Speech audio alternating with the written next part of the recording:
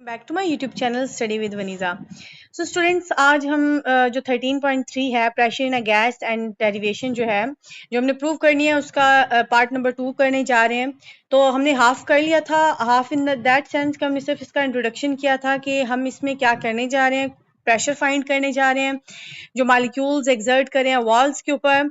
और इसी की मदद से हम लोग क्या करेंगे, फाइंड करेंगे डेरिवेशन को, which is P V is equal to 1/3 nm then mean square of velocity. So बच्चों, अब इसका जो स्टार्टिंग 2 पैराग्राफ थे वो हम लोगों ने कर लिए थे।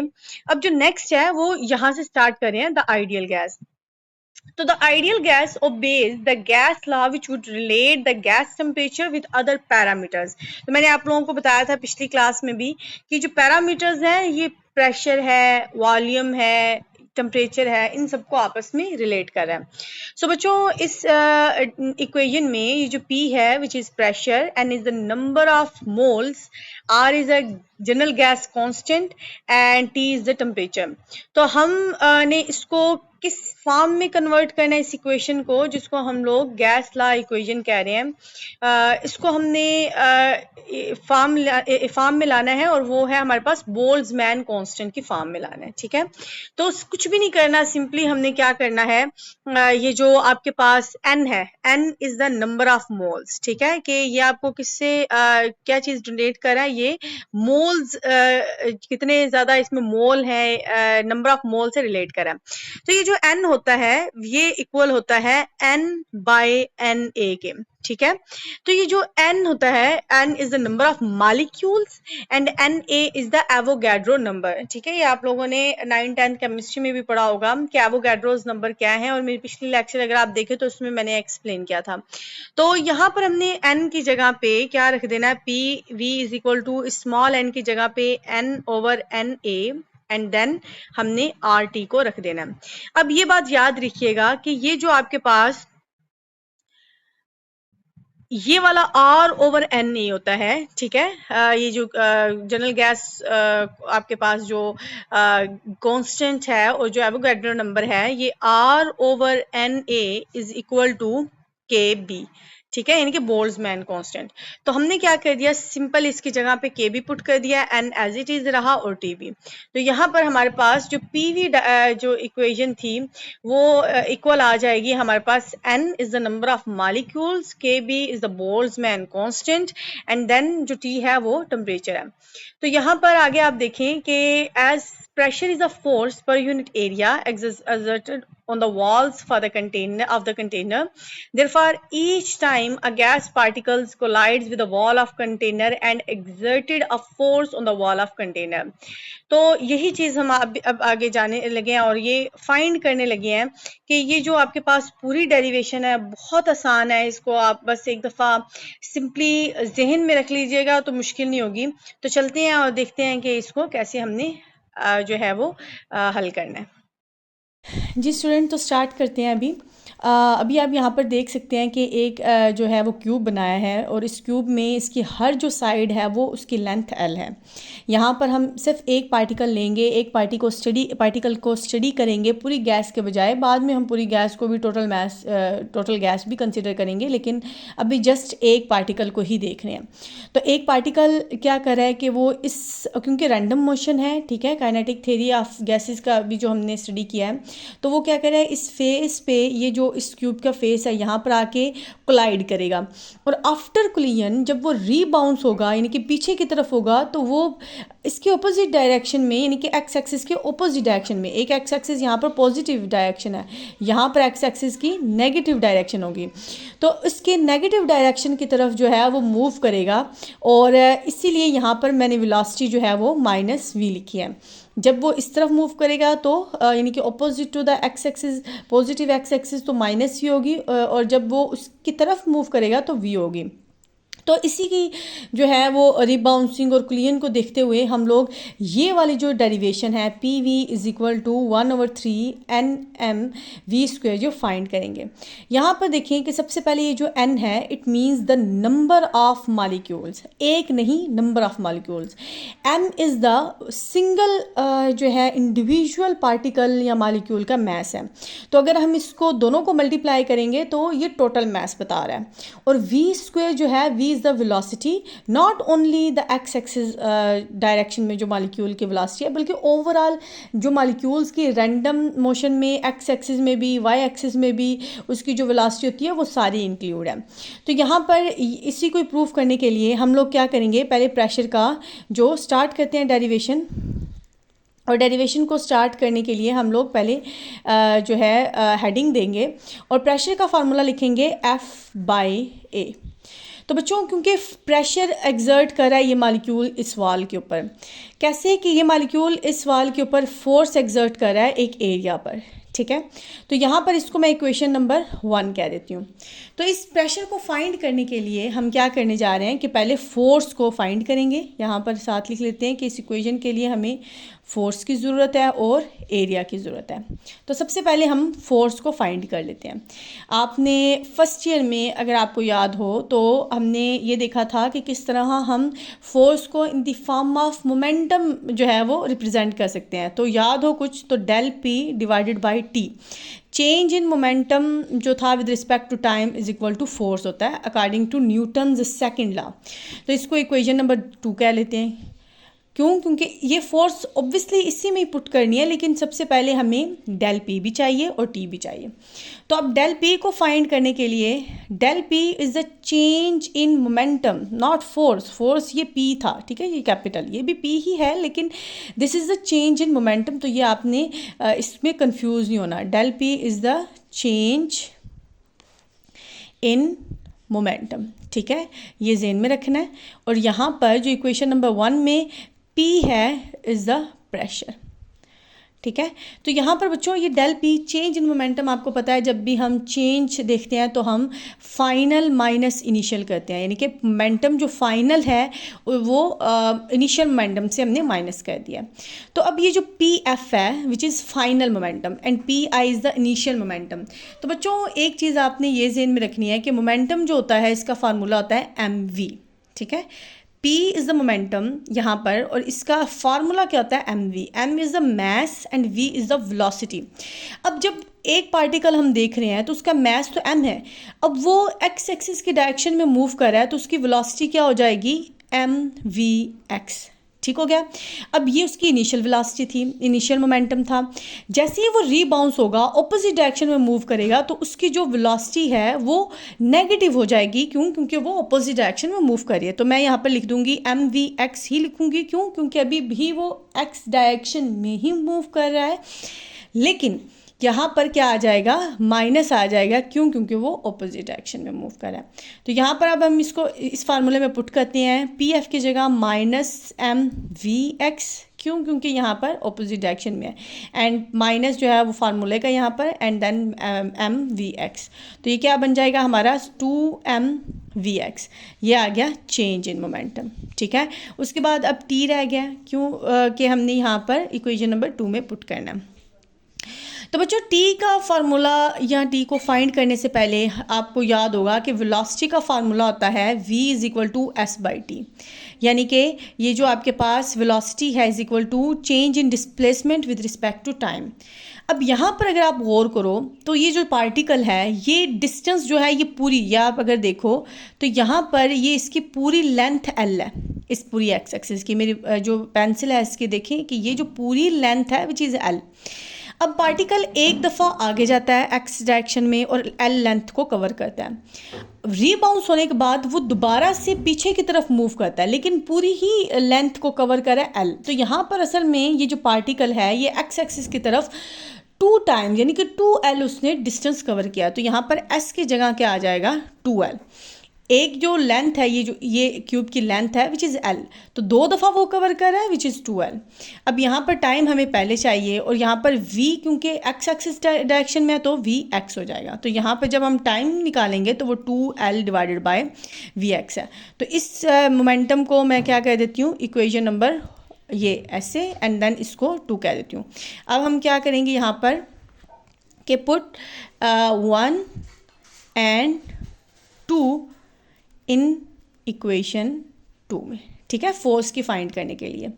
तो यहाँ पर F is equal to del P divide by T था, इक्वेशन नंबर जो 2 थी उसमें हम पुट करें अब वैल्यूज़ को। तो यहाँ पर 2m वी एक्स आ जाएगा एंड टी की जगह उसकी जो आपके पास थी 2l divided by we x, ठीक है।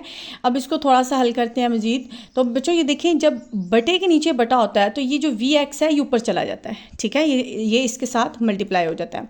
तो यहाँ पर -2m वी एक्स 2 दफ़ा है तो V X square divide by 2l। अब ये 2 से कैंसिल आउट हो जाएगा तो हमारे पास बन जाएगा F is equal to -m/l V X square. अब फोर्स हमारे पास आ गया है और हमने ये जो इक्वेशन नंबर 1 है, अगर आपको याद हो ये वाली इक्वेशन, ये जो इक्वेशन नंबर 1 है इसमें फोर्स फाइंड कर लिया, अब एरिया रह गया है।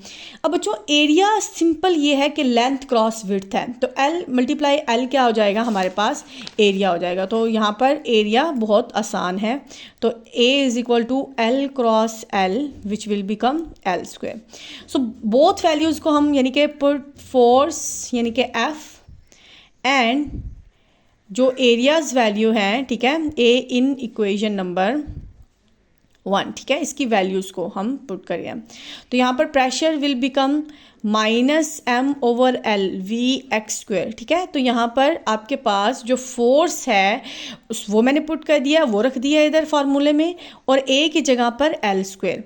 अब यहाँ पर आप देख रहे हो कि ये जो आपके पास है L यहाँ पर डिवाइड हो रहा है, तो ये इस बटे के नीचे, इस डिवीजन के नीचे आ जाएगा। तो ये बन जाएगा m V X square divide by L multiply L square.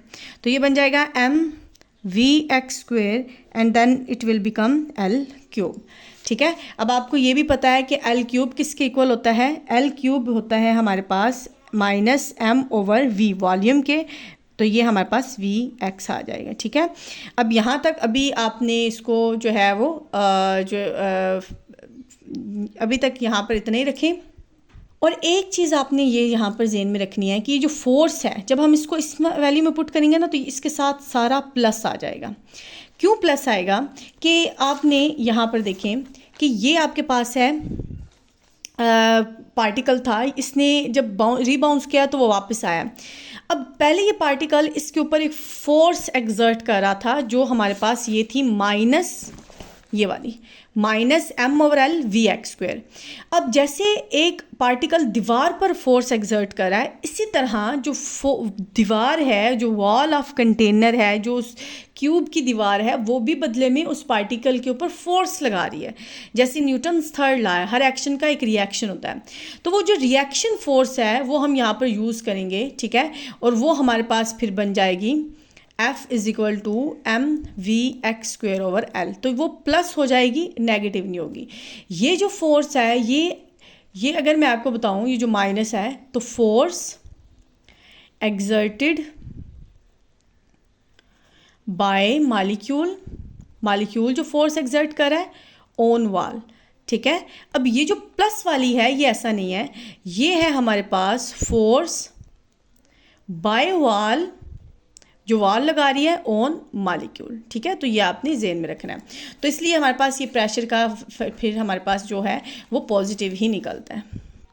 अच्छा बच्चों, उसके बाद देखिए मज़ीद कि यहाँ पर वी एक्स स्क्वेयर है। अभी तक हम सिंपल एक मालिक्यूल की बात कर रहे थे और वो मालिक्यूल जो है एक्स डायरेक्शन में मूव कर रहा है। अब यहाँ पर एक मालिक्यूल तो नहीं होगा, मल्टीपल मालिक्यूल्स होंगे, क्योंकि गैस में आपको पता है इनफाइनाइट जो है वो बहुत सारे मालिक्यूल्स होते हैं और वो सारे एक्स डायरेक्शन में मूव कर रहे होंगे। तो यहाँ पर अगर हम देखें तो ये जो P है इसको हम लिखें m/v, then v1 X square plus v2 X square and up to V N X square, यानी कि इतने ज़्यादा मालिक्यूल्स हैं और जो एक्स एक्सिस डायरेक्शन में मूव कर रहे हैं। अब मैंने एक और चीज़ आपको बताई थी कि एक जो सिंगल मालिक्यूल है, ठीक है, एक जो सिंगल मालिक्यूल है उसका जो मैस होता है, यानी कि उसका मैस है हमारे पास m। लेकिन जब आप होल गैस की बात करते हो, ठीक है, होल गैस के मैस की बात करते हो, मैस ऑफ होल गैस, तो वो आपके पास बन जाता है nm। यहाँ पर n क्या है, नंबर ऑफ मालिक्यूल्स या नंबर ऑफ पार्टिकल्स। तो जब आप नंबर ऑफ पार्टिकल्स को मल्टीप्लाई कर देंगे एक के मैस के साथ तो वो होल गैस का मैस हो जाएगा। तो यहाँ पर P इज इक्वल टू हम लिख देंगे nm divided by v and then v1 X square plus v2 X square and up to vn X square. अब बच्चों ये जो पार्टिकल्स हैं, क्योंकि इनकी रैंडम मोशन है और रैंडम मोशन की वजह से कभी इनकी वेलोसिटी तेज़ है कभी कम है, तो हम इसकी एवरेज लेंगे, ठीक है, इन सब मॉलिक्यूल्स की जो एवरेज वेलोसिटी है वो निकालेंगे। तो एवरेज वेलोसिटी निकालने के लिए v1 X square plus v2 square, इसको हम फिर किससे डिनोट कर देंगे, इस साइन के साथ, विच इज़ मीन। इसका मतलब होता है मीन, एवरेज निकाल रहे हैं आप। तो इन सबको ऐड करेंगे और ये ऐड करने के बाद आप इसको इसके टोटल नंबर से डिवाइड कर देंगे तो एवरेज निकल आएगी। तो इसको आप रिप्रेजेंट कर सकते हैं I1 and then n and then vn X square. इसका मतलब ये है कि एवरेज आपको पता है कि कैसे निकालते हैं, कि जब आपके पास तीन चीज़ें हैं या तीन जो है वो क्वांटिटीज़ हैं या तीन नंबर्स हैं और कोई आपसे कहे कि इन तीनों की एवरेज निकालें, तो आप एवरेज कैसे निकालोगे, आप सिंपल क्या करोगे, तीनों को ऐड करोगे, ठीक है, और डिवाइड कर दोगे इनके नंबर के साथ, 1 2 3 तो तीन ही है तो तीनों के साथ आप इसको डिवाइड कर दोगे। इसी तरह यहाँ पर ये सारे जो हैं आपके पास, इन सबको आप ऐड करो और इनके number n, number of particles n है तो इसके साथ आप इसको डिवाइड कर दो। तो समीशन इस तरह भी हम लिख सकते हैं। एक और चीज़ जो आप लोगों की बुक में लिखी गई है और वो है रूट मीन स्क्वायर, ठीक है, v और ms(x), ये क्या है, यहाँ तक इजी और आप इसको इसमें पुट करके इजीली निकाल सकते हो। लेकिन थोड़ी सी यहाँ पर एडिशनल इंफॉर्मेशन के तौर पर है कि हम किसी भी पार्टिकल की वेलोसिटी का फ़ौरन या एग्जैक्ट या जो पहले ही हम उसकी एवरेज नहीं लेंगे। आप क्या करोगे कि सबसे पहले उसका स्क्वायर लोगे, VRMS का मतलब है square, S stand for square, M stand for mean and R stand for root, यानी कि अंडर रूट। तो सबसे पहले उस वेलोसिटी का क्या लेंगे, हम स्क्वायर लेंगे जी। तो सबसे पहले हम उसका क्या लेंगे, स्क्वायर लेंगे और उसके बाद उसका हम लेंगे मीन एंड देन हम उसका लेंगे रूट। तो बच्चों ये लेने की वजह क्या है, हमें पहले ही मीन क्यों नहीं हमने लेना, तो इसकी बहुत ही ज़्यादा जो है वो इंटरेस्टिंग है स्टोरी कि आपके पास अगर एक बॉक्स है, जैसे वही क्यूब की अगर मैं शेप बनाऊं, तो आपने देखा होगा यहाँ से पार्टिकल जब गया है और वापस आया तो उसकी वेलोसिटी नेगेटिव थी। अब एक वेलोसिटी अगर पॉजिटिव है, ठीक है, और दूसरी वेलोसिटी अगर नेगेटिव है और आपसे कोई कहे कि अब इनका मीन निकालें, तो मीन आप कैसे निकालोगे, -v प्लस v, दो हैं तो 2 से डिवाइड कर देंगे, माइनस प्लस 0 हो जाएगा, तो आपके पास तो वेलोसिटी 0 हो जाएगी। अब वेलोसिटी 0 का मतलब है कि वो पार्टिकल जो है वो रेस्ट पर है, विच इज़ नॉट पॉसिबल। तो इसलिए इस चीज़ को हल करने के लिए हम लोग क्या करेंगे कि हम उसका सिंपल जो है वो मीन नहीं लेंगे, हम VRMS लेंगे, यानी कि पहले स्क्वायर लेंगे। अब कैसे लेंगे, अब देखिए, जैसे आपके पास एक जब वो गया है पार्टिकल एक्स एक्सिस की डायरेक्शन में तो उसकी 10 मीटर पर सेकेंड थी वेलोसिटी। अब जब वो रीबाउंस हुआ है तो उसकी माइनस हो जाएगी -10। अब आप अगर हम सिंपल इसका जो है वो एवरेज लें, यानी कि अगर मैं इसकी सिंपल एवरेज लूँ तो वो क्या बन जाएगी, वो बन जाएगी 10 प्लस और -10, क्योंकि वो वापस आ रहा था, डिवाइडेड बाय 2, तो ये 0 आ जाएगा। हम क्या करेंगे, VRMS लेंगे, ठीक है। तो पहले क्या करेंगे, स्क्वायर लेंगे जी। तो पहले हम स्क्वायर लेंगे और वो देखें कि 10 square and then plus -10 square. अब स्क्वायर लेने से ये देखें क्या बन जाएगा, 100 प्लस माइनस का भी स्क्वायर करेंगे तो 100 बन जाएगा, तो ये ऑलमोस्ट 200 बन जाएगा। फिर हम करेंगे इसका मीन लेंगे, ठीक है, यानी कि इनका मीन लेंगे ये जो आपके पास है, तो ये क्या बन जाएगा, 10 square plus -10 square divided by 2। अब क्या करेंगे कि ये आपके पास 200 बन गया था डिवाइडेड बाय 2 विच इज़ 100। तो बच्चों अब ये 100 जो है, अब हम इसका क्या लेंगे, रूट। रूट लेंगे तो इट मीन्स कि हम इसका अंडर रूट ले रहे हैं, तो ये 100 का अंडर रूट 10 होता है, तो आपके पास VRMS 10 के इक्वल आ जाएगा। तो आप ये देख सकते हैं कि वैसे अगर हम एवरेज लेते तो ज़ीरो आ रहा था, लेकिन इस सेंस में जो है आपके पास ज़ीरो नहीं आ रहा। तो इस चीज़ से बचने के लिए हम रूट मीन स्क्वायर का जो है वो यूज़ करते हैं। चलिए, वो तो एक एडिशनल चीज़ थी जो हमने अभी पढ़ी है। अब इसके बाद जो है हम इसको मज़ीद सिंप्लीफाई करते हैं। VX² एवरेज थी, आपको पता चल गया है कि हमने एवरेज ली है इसकी वेलोसिटी की, क्योंकि मल्टीपल एक्सिस में जो है वो पार्टिकल्स मूव कर रहे थे। एक और चीज़ बच्चों कि अगर हम होल गैस की बात करें तो एक जो पार्टिकल जिसकी रैंडम मोशन है, अब वो सिर्फ एक्स एक्सिस में तो नहीं ना मूव करेगा, वो तो वाई एक्सिस में भी मूव करेगा, जी एक्सिस में भी मूव करेगा, और उनकी सारे एक्सिस में मूवमेंट की जो वेलोसिटी है ड्यू टू रैंडम मोशन उसकी सेम होगी, इक्वल होगी। यानी कि अगर मैं बात करूँ VX एवरेज उसकी, तो वो बराबर होगी VY² एवरेज के, और वो बराबर होगी VZ के। यानी कि रैंडम मोशन की वजह से उसकी जो वेलोसिटी है वो हर एक्सिस में सेम आ जाएगी। तो अगर होल की वेलोसिटी की एवरेज की बात करें तो वो क्या बन जाएगा, VX² plus VY² and then plus VZ²। तो ये इस तरह की फॉर्म आ जाएगी। तो अब यहाँ पर देखें, अगर इस तरह की फॉर्म आ गई है तो जी बच्चों, अगर इस तरह की फॉर्म आ गई है तो आप ये देख सकते हैं कि अगर वो तीनों डायरेक्शन में उसकी वेलोसिटी सेम है तो मैं लिख सकती हूँ VX² प्लस VY को भी VX यानी कि सेम ही है। लिखने की वजह यह है कि हम इस फार्मूले में इजीली इस V की जो V² है वो इस फॉर्म में लिख सकते हैं, हमारे पास VX मौजूद है। तो तीनों को हम VX में ही लिखेंगे क्योंकि तीनों की जो वेलोसिटी है वो हर एक्सिस में मतलब इसी सेम ही है। तो यहाँ पर अब देखें इसको भी x की फॉर्म में, तो ये बन जाएगा आपके पास 3 एवरेज VX², तो V² इस तरह बन जाएगा। अब ये आपके पास इक्वेशन नंबर 3 है। अब यहाँ पर हम क्या लिखेंगे, इस VX की जगह पर इसकी वैल्यू पुट कर देंगे, यानी कि VX² किसके इक्वल था, 3 इधर मल्टीप्लाई इक्वल के दूसरी तरफ क्या हो जाएगा, डिवाइड। सो ये बन जाएगा। अब ये जो आपके पास प्रेशर है ये किसके इक्वल आ जाएगा, NmV एंड देन 1/3 V²। ठीक है, अब ये देखें कि V इधर डिवाइड हो रहा है, इधर जाके वो मल्टीप्लाई हो जाएगा, तो PV 1/3 NM, तो देन ये V²। तो जो इक्वेशन उन्होंने कहा थी कि हमें इसको प्रूव करके दें तो वो हमारी प्रूव हो गई है।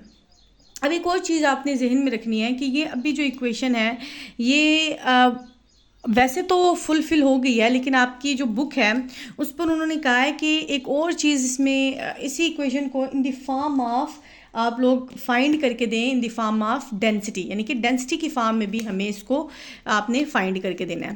तो यही जो इक्वेशन है, equation in form of density.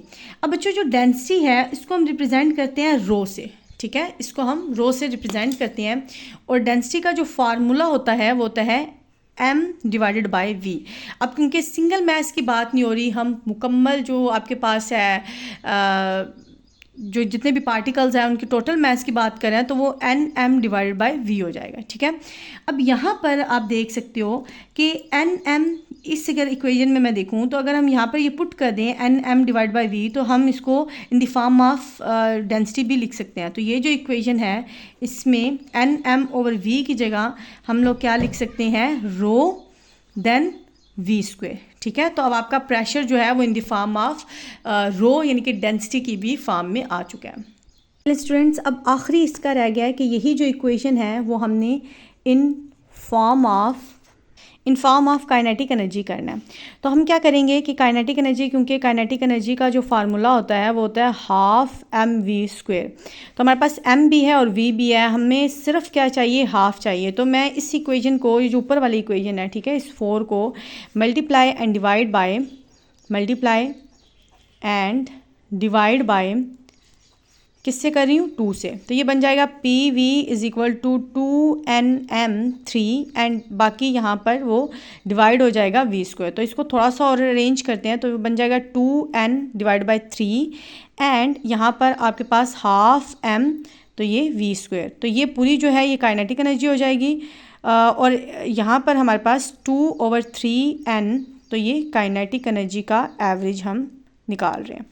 अब यहाँ पर एक और चीज़ उन्होंने बताई है कि अगर आपके पास ये जो प्रेशर है इसके साथ ये जो वॉल्यूम है अगर इक्वेशन के इस तरफ आ जाए तो ये बन जाएगा N/V, यानी कि पार्टिकल्स कितने पार्टिकल्स कितने वॉल्यूम में है, ठीक है, यानी कि पार्टिकल्स डिवाइडेड बाय वॉल्यूम।